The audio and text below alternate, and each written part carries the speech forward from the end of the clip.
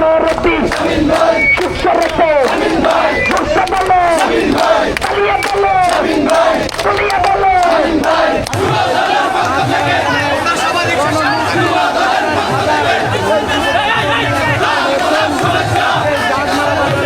আজকের এই গণমিছিলে চাঁদমারাবাসী এবং যুব দলের সর্বস্তরের নেতা কর্মী সবাইকে হাতীয় উপজেলার যুব দলের পক্ষ থেকে সংগ্রামী শুভেচ্ছা এবং অভিনন্দন জানাচ্ছি।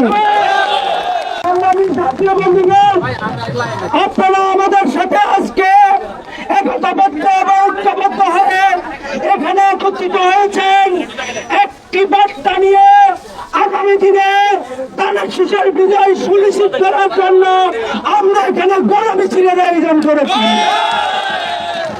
আপনারা কি আমার সাথে এক তালে এক সুরে একটি স্লোগান ধরবেন? আগামীতে আমরা কি সবাই ধানের শীষের বিজয়ের জন্য একসাথে কাজ করবো? সবাই দেখান, আপনারা সবাই আমার সাথে একসাথে ধানের শীষের স্লোগান ধরবেন। আগামী দিনে উন্নয়নে, আগামী বাংলাদেশ বিনির্মাণে বাংলার কাছে সেই মার্কা কি বলেন?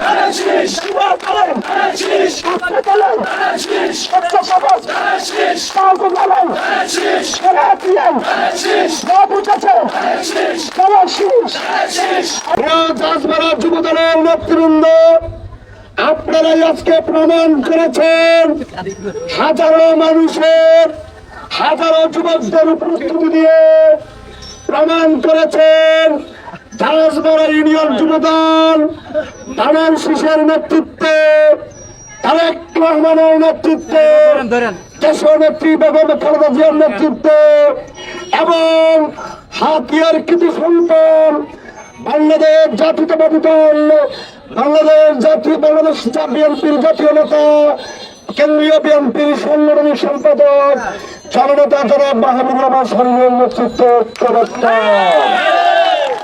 আগামী জাতীয় নির্বাচনে দেশনেত্রী বেগম খালেদা জিয়া ও দেশনায়ক তারেক রহমানের প্রদত্ত প্রার্থীকে ধানের শীষে বিজয়ী করার জন্য এই চাঁদমারা ইউনিয়ন থেকে যুবদল সর্বোচ্চ ভোট দিয়ে জয়লাভ করাবে।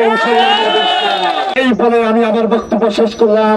বাংলাদেশ জিন্দাবাদ, দেশনেত্রী বেগম খালেদা জিয়া জিন্দাবাদ, শহীদ রাষ্ট্রপতি জিয়াউর রহমানের সকলকে ধন্যবাদ।